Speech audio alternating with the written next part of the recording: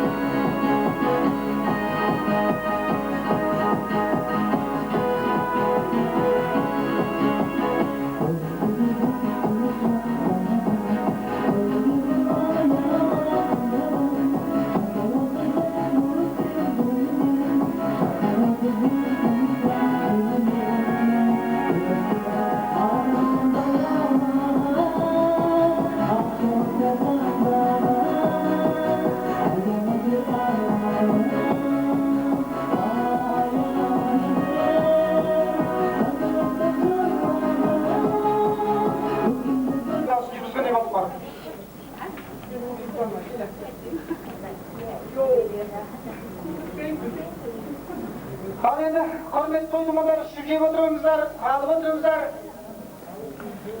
Баяғыда тағы да бір ауыз тілек береміз айтады дейді ғой. Енді ішіп жеп отырыңыздар да міне біздің өздеріңіз білесіздер, пионер болғаннан кейін, әлі студент болғаннан кейін, оқушы болғаннан кейін ортада староста жүреді дейді ғой. Сондықтан ортамызға староста орынтай деген шақырып қоясыздар. Туған соғыстар қатырып кеткен. Артынан бір музыкалық сәлемімізді класстастарыма жолдайын деген солай ғой деймін өзім. Өлең айтасыз ба? Неге? Қойып беріңіз. Сарсы кезінде өлең айтатын. Бұрын оқушылар, жанындағы класстастар тыңдамаған кезде не өлең айтады? Әйтпесе сыртқа шығып алып бір жерге бұрышқа тығылып жылайтын ше. Не жылап бересің, не өлең айтып бересің? Байқамайсыз ба? Байқаңыздар енді кәнекей. Осы енді туған сұраққа қатысып жүріңіздер.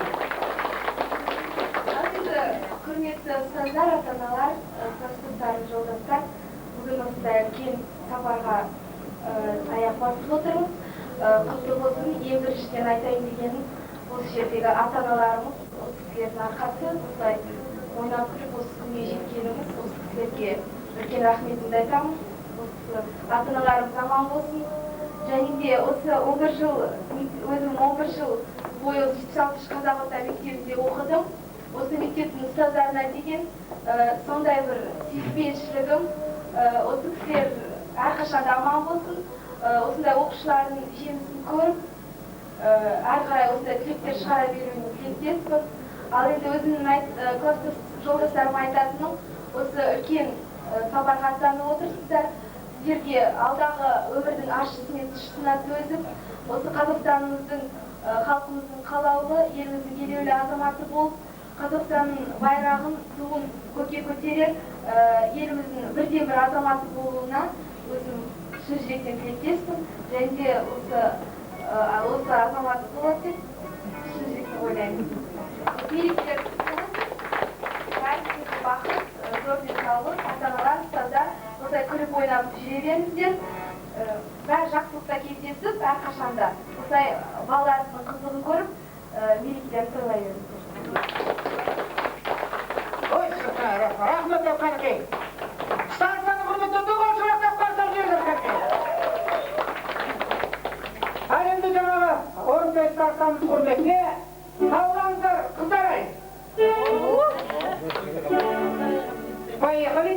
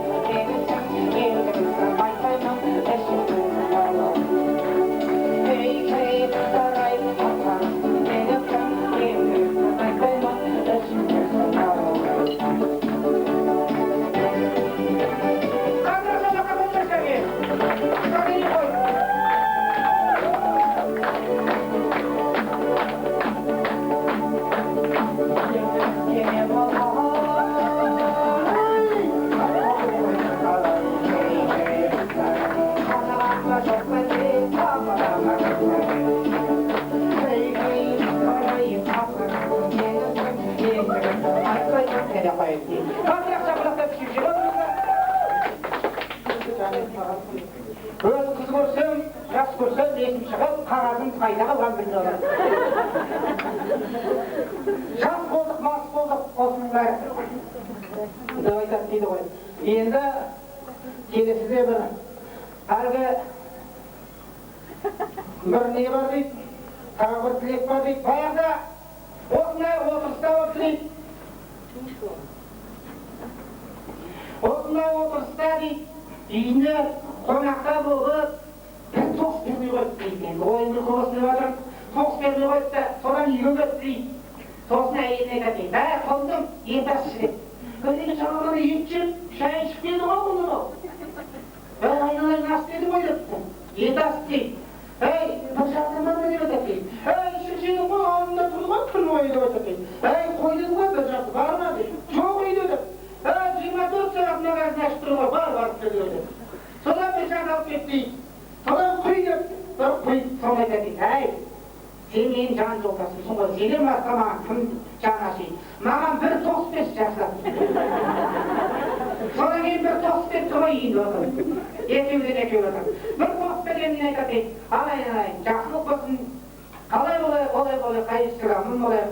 Шықпай-ақшы деп, бір соқан тартып деп, жинаймай жатайықшы деп. Солай қана енді ғана бұлай жатайықшы деп, бұл жерде енді қоймыша арасалып отыр. Мына жерде ешкім ренжіп қалмасын деп, список сценарий бойынша мына жерде тақсер өзіміз, Еркебұлан, мұғалім, информатика, біздің оператор дейді. Оқыған екен.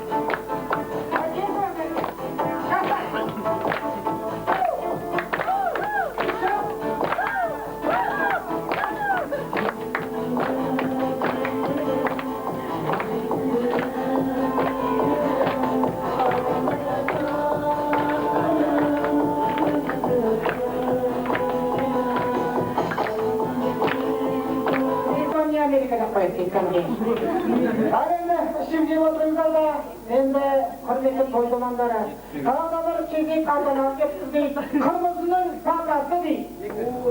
Және де қаластың мамасы дейді, қос базараға ортаға шақырайық.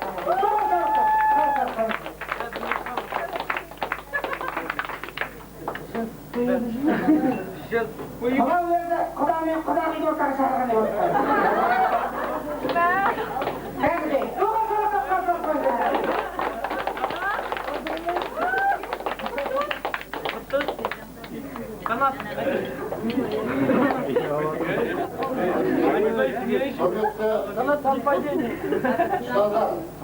Құрметті ата-аналар, құрметті мектеп жүргізушілер. Бүгін жалпы біздің Қарағанды қаласы бойынша үлкен қуанышты күндер болып жатыр. Ол 11 жыл бойы білім алып, тәрбие алып, мектептің алтын ұясынан ұшып, қонып, жаңа өмірге қадам басып жатқан түлектеріміздің ұшып жатыр. Енді ең біріншіден айтарым, мектептің жүрегі ұстаз дейді. Ұстазсыз білім жоқ дейді, білімсіз білім жоқ дейді.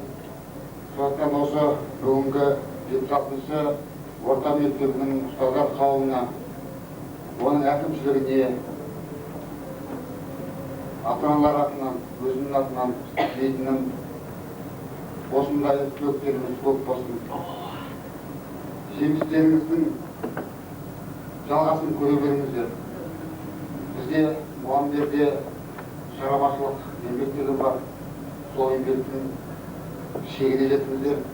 Мынау Әлихан Бөкейханов деген кісі ол бір киелі адам.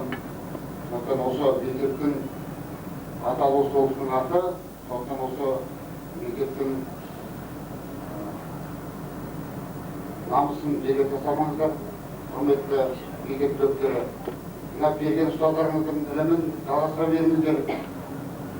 Сіздер міне бүгін өмірге аттанып отырсыздар. Өмірдің ең бір түсінігі ол сіздердің білімдеріңіз, сіздердің еңбектеріңіз. Ол елбасымыз айтып кетті ғой. Қазіргі бізге керегі мына бәсекеге қабілетті еліміздің қатарына қосылу үшін білікті де, білімді.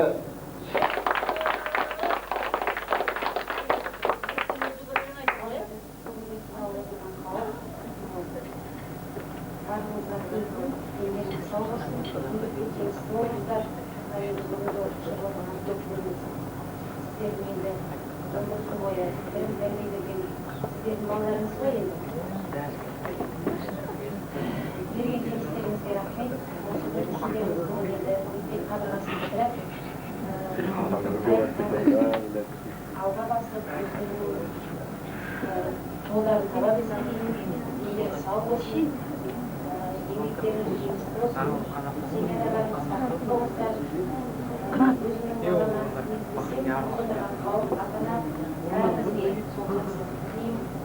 Әрбір таң сіздер үшін бақытты болсын. Енді Әрине, жаңағы ағамыздың мына жеңгеміздің несі қалай еді? Өзі мына жаңа қырмызы кімнен қарасаңыз өзі нұрдан өнербек